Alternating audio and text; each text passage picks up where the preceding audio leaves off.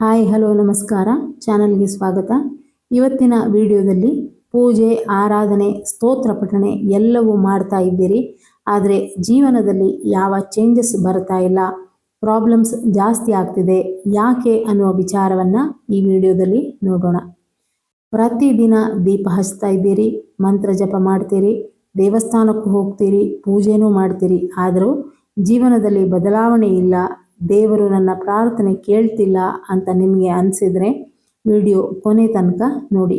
ಯಾಕೆಂದರೆ ನಮ್ಮ ಪೂಜೆ ಫಲಿಸದಿರಲು ಕಾರಣ ದೇವರು ಅಲ್ಲ, ಇಲ್ಲಿ ನಮ್ಮಲ್ಲಿರುವ, ನಮ್ಮ ಭಕ್ತಿಯಲ್ಲಿರುವ ಕೆಲವು ಸೂಕ್ಷ್ಮ ತಪ್ಪುಗಳು ಇರಬಹುದು.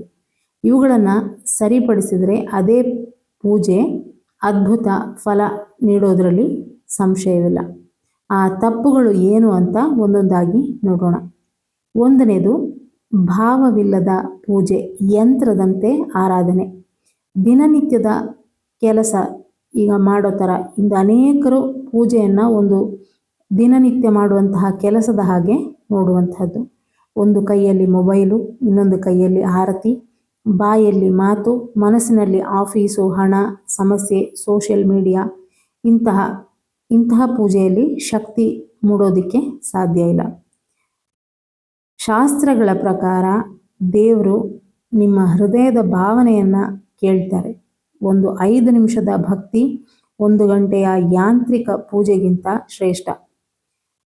ಹಾಗಂತ ಎಲ್ಲರೂ ಹಾಗೆ ಮಾಡ್ತಾರೆ ಅಂತ ಹೇಳ್ತಾ ಇಲ್ಲ, ಕೆಲವರು ಆ ಥರ ಇರ್ತಾರೆ, ನಾನು ನೋಡಿದ್ದೀನಿ. ಎರಡನೇದು, ದೇವರನ್ನು ವ್ಯವಹಾರದ ಸಾಧನವಾಗಿಸೋದು. ಕೆಲವರು ದೇವರೊಂದಿಗೆ ಒಪ್ಪಂದ ಮಾಡಿರೋ ಥರ, ಈ ಕೆಲಸ ಆದರೆ ಇಷ್ಟು ತೆಂಗಿನಕಾಯಿ ಅರ್ಪಿಸ್ತೇನೆ, ಪರೀಕ್ಷೆಯಲ್ಲಿ ಪಾಸಾದರೆ ಈ ಹರಕೆ. ಭಕ್ತಿ ಅನ್ನೋದು ವ್ಯಾಪಾರ ಅಲ್ಲ, ದೇವರನ್ನು ಪ್ರೀತಿಯಿಂದ ನೆನಪಿಸ್ಕೊಳ್ಬೇಕು, ಫಲವನ್ನು ಆಕೆಗೆ ಬಿಡಬೇಕು. ನಿಸ್ವಾರ್ಥ ಪ್ರಾರ್ಥನೆ ಮನಸ್ಸನ್ನು ಬದಲಾಯಿಸುತ್ತೆ, ಬದಲಾದ ಮನಸ್ಸೇ ಜೀವನವನ್ನು ಬದಲಾಯಿಸುತ್ತೆ. ಮೂರನೇದು, ಅಹಂಕಾರ ಭಕ್ತಿಯ ದೊಡ್ಡ ಶತ್ರು. ನಾನು 1000 ಮಂತ್ರ ಜಪ ಮಾಡಿದ್ದೇನೆ, ನಾನು ದೊಡ್ಡ ಸಾಧಕ, ಅವನಿಗೇನು ಗೊತ್ತು, ಈ ಒಂದು ಭಾವನೆ ಸಾಕು ಆಧ್ಯಾತ್ಮಿಕ ಬೆಳವಣಿಗೆ ಕುಂಠಿತಗೊಳ್ಳುವುದರ ಜೊತೆಗೆ ಯಾವ ಫಲವೂ ಕೂಡ ದೊರೆಯದು. ಹಣ್ಣು ತುಂಬಿದ ಮರ ಯಾವಾಗಲೂ ಬಾಗಿರುತ್ತೆ, ಖಾಲಿ ಮರ ಮಾತ್ರ ನೇರವಾಗಿ ನಿಂತಿರುತ್ತೆ. ನಿಜವಾದ ಭಕ್ತ ಅಥವಾ ಸಾಧಕನ ಗುರುತು ಜ್ಞಾನ ಅಲ್ಲ.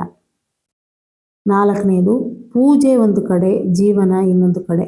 ಬೆಳಿಗ್ಗೆ ದೇವರ ಮುಂದೆ ಪೂಜೆ, ಹೊರಗೆ ಹೋಗಿ ಸುಳ್ಳು, ಮೋಸ, ವಂಚನೆ, ನಿಂದೆ, ಇದು ದೇವರಿಗೆ ಇಷ್ಟ ಆಗೋದಿಲ್ಲ. ದೇವರು ಹೂವಿಗಿಂತ ನಮ್ಮ ಗುಣವನ್ನು ನೋಡ್ತಾನೆ.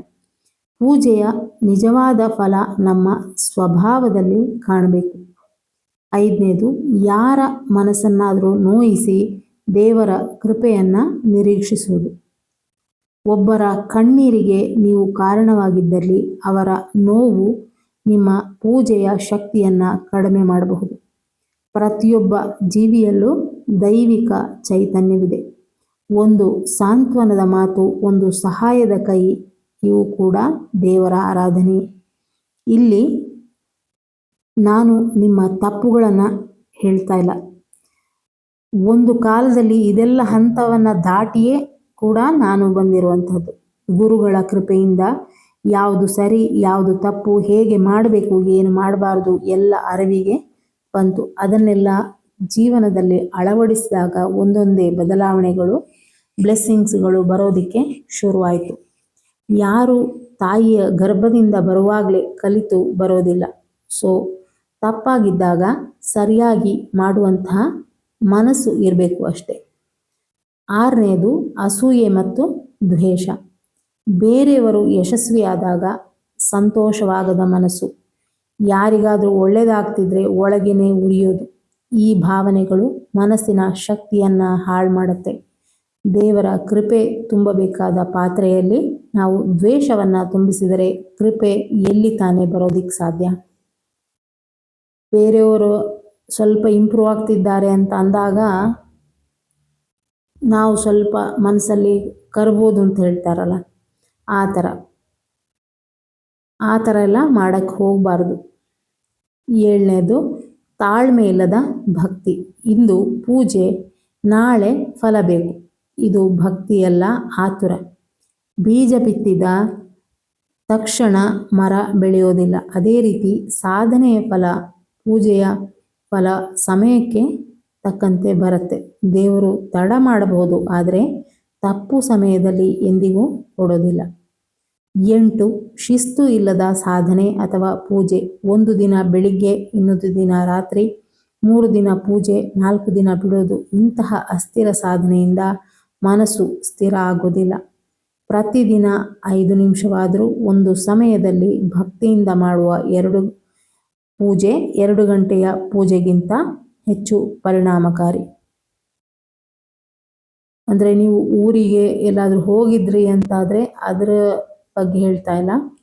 ಮನೆಯಲ್ಲೇ ಇದ್ದಾಗ ಈಗ ಟೈಮ್ ಇಲ್ಲ ಅಥವಾ ಇನ್ನೇನಾದರೂ ನೆಪ ಹೇಳಿಕೊಂಡು ಮುಂದೆ ತಳ್ಳಕ್ಕೆ ಹೋಗಬಾರ್ದು. ಒಂದು ಟೈಮ್ ಅಂತ ಫಿಕ್ಸ್ ಮಾಡಿ ಇರಬೇಕು. ಆ ಟೈಮಿಗೆ ಒಂದು ಅರ್ಧ ಗಂಟೆ 10 ನಿಮಿಷ 20 ನಿಮಿಷ ಆ ಕಡೆ ಈ ಕಡೆ ಆದರೆ ತೊಂದರೆ ಇಲ್ಲ. ಒಟ್ಟು ಒಂದು ಟೈಮನ್ನು ಇಟ್ಕೊಳ್ಬೇಕಾಗತ್ತೆ. 9ನೇದು, ಪೂಜೆ ಮಾಡ್ತಾ ಮಾಡ್ತಾ ಮನಸ್ಸಿನಲ್ಲಿ ದೂರುಗಳನ್ನೇ ಹೇಳ್ತಾ ಇರೋದು. ಕೆಲವರು ದೇವರ ಮುಂದೆ ಕುಳಿತು ಕಣ್ಣು ಮುಚ್ಚಿ ಪ್ರಾರ್ಥನೆ ಮಾಡೋದಕ್ಕಿಂತ ಹೆಚ್ಚು ದೂರುಗಳನ್ನು ಹೇಳ್ತಾರೆ. ನನಗೆ ಮಾತ್ರ ಯಾಕೆ ಹೀಗೆ, ನನ್ನ ಜೀವನ ಯಾಕೆ ಹೀಗಾಗಿದೆ. ಕೃತಜ್ಞತೆ ಇಲ್ಲದೆ ಮನಸ್ಸಿಗೆ ಆಶೀರ್ವಾದದ ಅನುಭವ ದೊರೆಯೋದಿಲ್ಲ. ಮೊದಲಿಗೆ ಈಗಾಗಲೇ ಸಿಕ್ಕಿರುವುದಕ್ಕೆ ಧನ್ಯವಾದವನ್ನು ಖಂಡಿತ ಹೇಳಬೇಕಾಗುತ್ತೆ. ಅಂದರೆ ಈಗಾಗಲೇ ನಿಮ್ಮ ಜೀವನದಲ್ಲಿ ಇರುವಂತಹ ಅದು ಸಣ್ಣ ಸಣ್ಣ ಒಂದು ಬ್ಲೆಸ್ಸಿಂಗ್ಸಿನ ರೂಪದಲ್ಲಿ ಇರುವಂತಹ ವಿಷಯಕ್ಕೂ ಕೂಡ ನೀವು ಧನ್ಯವಾದ ಹೇಳಲಿಕ್ಕೆ ಮೊದಲು ಕಲಿಬೇಕು. 10ನೇದು, ಪೂಜೆಯ ನಂತರವೂ ಬದಲಾವಣೆ ಇಲ್ಲದಿರುವುದು. ಪೂಜೆ ಮುಗಿದ ತಕ್ಷಣ ಮತ್ತೆ ಕೋಪ, ಅದೇ ಮಾತು, ಅದೇ ವರ್ತನೆ, ಗಾಸಿಪ್ಪು. ಹೀಗಿದ್ದಲ್ಲಿ ಪೂಜೆ ಮನಸ್ಸಿಗೆ ಇಳಿದಿಲ್ಲ ಎನ್ನುವುದರ ಸಂಕೇತ. ನಿಜವಾದ ಪೂಜೆ ನಿಮ್ಮ ವ್ಯಕ್ತಿತ್ವವನ್ನು ಬದಲಾಯಿಸಬೇಕು. 11ನೇದು, ದೇವರನ್ನು ಪರೀಕ್ಷಿಸುವುದು. ನೀನು ಇದ್ದರೆ ಈಗಲೇ ಈ ಕೆಲಸ ಮಾಡಿಕೊಡು. ಇಂತಹ ಸವಾಲು ಹಾಕುವ ಮನೋಭಾವ ಭಕ್ತಿಯಲ್ಲಿ ಅಂದರೆ ಅದು ಭಕ್ತಿ ಅಲ್ಲ. ಭಕ್ತಿ ಅಂದರೆ ನಂಬಿಕೆ, ಪ್ರೀತಿ. ನಂಬಿಕೆ ಎಂದರೆ ಫಲ ಕಾಣುವ ಮುಂಚೆಯೇ ವಿಶ್ವಾಸದಿಂದ ಮುಂದುವರಿಯುವಂತಹದ್ದು. ನಿಮ್ಮ ಇಷ್ಟ ದೇವರಿಗೆ ನಿಮ್ಮ ಪ್ರೀತಿ ಪ್ರೇಮ ತುಂಬಿದ ಭಕ್ತಿ ಬೇಕು. ದುಬಾರಿ ಪೂಜೆ ಬೇಕಾಗೋದಿಲ್ಲ. ಮಂತ್ರಕ್ಕಿಂತ ಮನಸ್ಸು ದೊಡ್ಡದು, ಪೂಜೆಗಿಂತ ಭಾವ ದೊಡ್ಡದು. ಹೆಚ್ಚೆಚ್ಚು ಶರಣಾಗತಿಯಿಂದ, ಪ್ರೇಮದಿಂದ, ಭಕ್ತಿಯಿಂದ ಮಾಡಿದ 5 ನಿಮಿಷದ ಪೂಜೆ, 10 ನಿಮಿಷದ ಪೂಜೆ ಸಾಕಾಗುತ್ತೆ. ಅಂದರೆ ಈ ಥರ ಮೇಲೆ ಹೇಳಿದಂತಹ ತಪ್ಪುಗಳು ನಿಮ್ಮಲ್ಲಿ ನಡೀತಾ ಇದ್ದರೆ ಅದನ್ನು ಸ್ವಲ್ಪ ಚೇಂಜ್ ಮಾಡೋದಕ್ಕೆ ಪ್ರಯತ್ನಿಸಿ ಅಂತ ಹೇಳ್ತೀನಿ.